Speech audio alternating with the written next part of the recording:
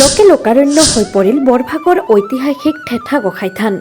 দুদিনীয়া বৰ্ণাঢ্য কাৰ্যসূচীৰে অনুষ্ঠিত কৰা হৈছে ৪৪তম বাৰ্ষিক সাৰ্বজনীন শ্ৰী শ্ৰী বিষ্ণু পূজা। নলবাৰী জিলাৰ বৰভাগৰ ডকহাস্থিত ঠেঠা গোসাঁই থানত দুদিনীয়া বৰ্ণাঢ্য কাৰ্যসূচীৰে ৪৪তম বাৰ্ষিক সাৰ্বজনীন শ্ৰী শ্ৰী বিষ্ণু পূজা উদযাপন কৰা হৈছে। যোৱাকালি বিভিন্ন ধৰ্মীয় আৰু সাংস্কৃতিক কাৰ্যসূচী ৰূপায়ণ কৰাৰ পিছত আজি ৰাতিপুৱা থানত বন্তি প্ৰজ্বলন, পূজা মণ্ডপৰ দুৱাৰ উন্মোচন, পূজা মণ্ডপত ঘট স্থাপনৰ লগতে ধৰ্মীয় মহাসভা অনুষ্ঠিত কৰা হয়। দুপৰীয়া বাৰগোপালক ভোগ আৰু বস্ত্ৰ দান আৰু পূজাৰ অন্তত সমূহীয়া নিৰ্মালী প্ৰদান কৰাৰ লগতে হাজাৰ হাজাৰ ভক্তপ্ৰাণ ৰাইজে ৰাজহুৱা ভোগ গ্ৰহণ কৰে। বিষ্ণু পূজা উপলক্ষে আজি ৰাজ্যৰ লগতে দেশৰ বিভিন্ন প্ৰান্তৰ প্ৰায় ৫০,০০০ৰো অধিক ভক্তৰ সমাগমে থান প্ৰাংগণ লোকে লোকাৰণ্য হৈ পৰাৰ লগতে এক আধ্যাত্মিক বাতাবৰণ সৃষ্টি হোৱা পৰিলক্ষিত হৈছে। উল্লেখযোগ্য যে ৰাইজৰ দান বৰঙণিৰে সুন্দৰ প্ৰাকৃতিক পৰিৱেশৰ মাজত অনুষ্ঠিত কৰা ঠেঠা গোসাঁই থানৰ সাৰ্বজনীন শ্ৰী শ্ৰী বিষ্ণু পূজাত আমেৰিকা আৰু লণ্ডনৰ পৰাও দান বৰঙণি আগবঢ়াইছে বুলি থান পৰিচালনা সমিতিয়ে জানিবলৈ দিয়ে। মংগলৰ কাৰণে কৰা হয়। একচুৱেলি ২৪ বছৰ ধৰি আমাৰ যিটো এৰিয়াত কোনো তাৰ আগতে কোনো অনুষ্ঠান নাছিল। যোনে আহে গৰখীয়া থান এখন আহি নবিদ্য দিয়ে, কাৰোবাৰ গৰু এৰাই, কাৰোবাৰ ল'ৰা ছোৱালীৰ মাত নোলায়, কোনোবা ল'ৰা ছোৱালী খোজ কাঢ়িব নোৱাৰে, কোনোবা উপযুক্ত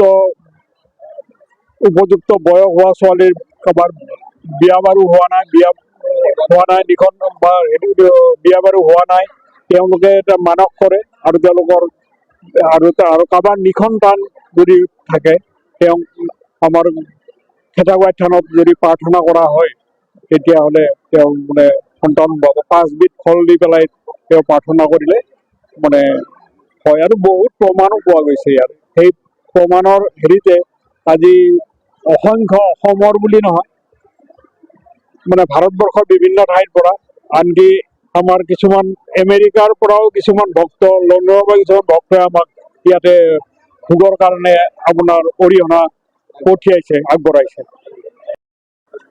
ঠেঠা গোসাঁই থানৰ এটাই মাহাত্য, ইমান ডাঙৰ মাহাত্য মানে মই নিজেও পাইছোঁ আৰু বেলেগেও পাইছে বহুত হেৰি।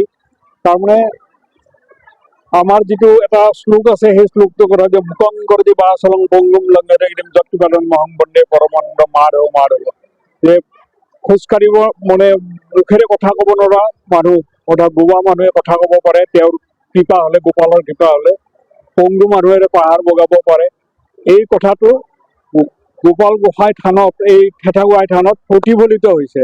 সেইকাৰণে ভক্তৰ ইমান ভিৰ হৈছে আৰু সকলোৱে যি ফলো পাইছে। মানে ১ তাৰিখ আৰু ২ তাৰিখ।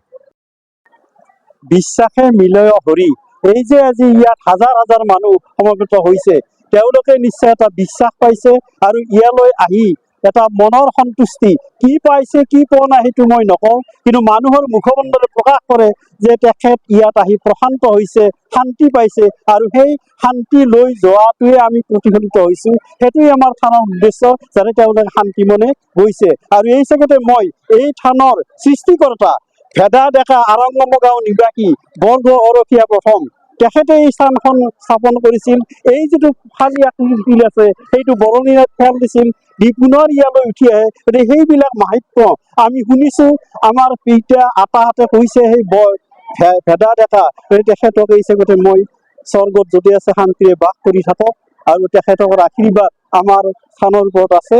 আৰু এইদৰে এই আজি হয়তো এই যে ৭৭,০০০ মানুহ হৈছে, ইয়াৰ পিছত লাখ লাখ মানুহ হৈছে। এতিয়া আপোনালোকৰ মুখতে শুনিছোঁ যে আমেৰিকাৰ মানুহো ইয়াৰ লগত জড়িত হৈছে, ইয়াত প্ৰসাদ দিছে। গতিকে সেইটো আমাৰ কাৰণে শুভলক্ষণ। ভৱিষ্যতে আপোনালোকৰ সহায় সহযোগ কামনা কৰিছোঁ, সমূহ ধৰ্মপ্ৰাণ ৰাইজৰ সহায় সহযোগ কামনা কৰিছোঁ। থানখানি উন্নতি কৰক এই কামনা আমি বাৰ্তা এইটো যিটো ধন্যবাদৰ কৃতজ্ঞতা জ্ঞাপন কৰিছোঁ। লগতে আপোনালোকৰ যোগেদি আমি আজি ইয়াত সমবেত হোৱা সমূহ ভক্তপ্ৰাণ ৰাইজকো ধন্যবাদ আৰু কৃতজ্ঞতা জ্ঞাপন কৰিছোঁ। কাৰণ এই মানুহৰ যিটো সমাগম, সেই সমাগমটোৱে আমাক সঁচাকৈ আনন্দিত কৰিছে। আমাৰ অনুভৱ হৈছে যে মহাপ্ৰভু বাৰগোপাল দেৱতাৰ কৃপা নিশ্চয় ভক্তপ্ৰাণ ৰাইজে পাইছে আৰু যাৰ পৰিণতিত বিশ্বৰ বিভিন্ন প্ৰান্ত, যিহেতু আমেৰিকা বুলি কৈছে, আমেৰিকা আপোনাৰ ভাৰতৰ বিভিন্ন ঠাই সমগ্ৰ অসমৰ পৰা মানুহ ইয়ালৈ আহিছে আৰু ইয়াত আহি পূজা অৰ্চনা কৰাৰ পিছত বিভিন্নজনে ফল পোৱা বুলি আমাক ব্যক্ত কৰিছে। আমি সম্পূৰ্ণ সাজু। আমি মোটামুটি ধৰি লওক ৬০-৭০ মানুহৰ ভোগৰ ব্যৱস্থা কৰিছোঁ আৰু ইয়ালৈ অহা প্ৰতিজন ভক্তপ্ৰাণ ৰাইজে কোনো অভিমান নকৰাকৈ নিজে নিজে গৰাকী হৈ ভোগ বিতৰণ কৰি নিজে নিজে ভোগ গ্ৰহণ কৰি যায়। ইয়াৰ মাহাত্ম্য ভক্তপ্ৰাণ ৰাইজৰ পৰা শুনা মতে ইয়াত যথেষ্ট মাহাত্ম্য আছে।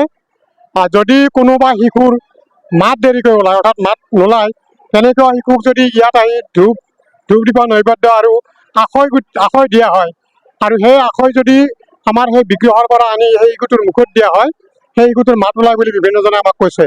ঠিক তেনেকৈ কোনোবা যদি শাৰীৰিকভাৱে সক্ষম শিশু আছে, সেই শাৰীৰিকভাৱে সক্ষম শিশুক যদি আমাৰ থানলৈ আনি আমাৰ বিগ্ৰহত যদি লগাই দিয়া হয়, স্পৰ্শ কৰি দিয়া হয়, সেই শিশু আৰোগ্য হয় বুলি আমাক কৈছে। ঠিক তেনেকৈ নিঃসন্তান দম্পতীয়ে সন্তান লাভৰ কাৰণে ইয়াত যদি ধূপ দীপ নৈবেদ্য পূজা অৰ্চনা কৰে, সেই দম্পতীয়ে সন্তান পায় বুলি আমাক বিভিন্নজনে কৈছে। নিউজ ডেস্ক ৰিপোৰ্ট, বাৰ্তা A to Z।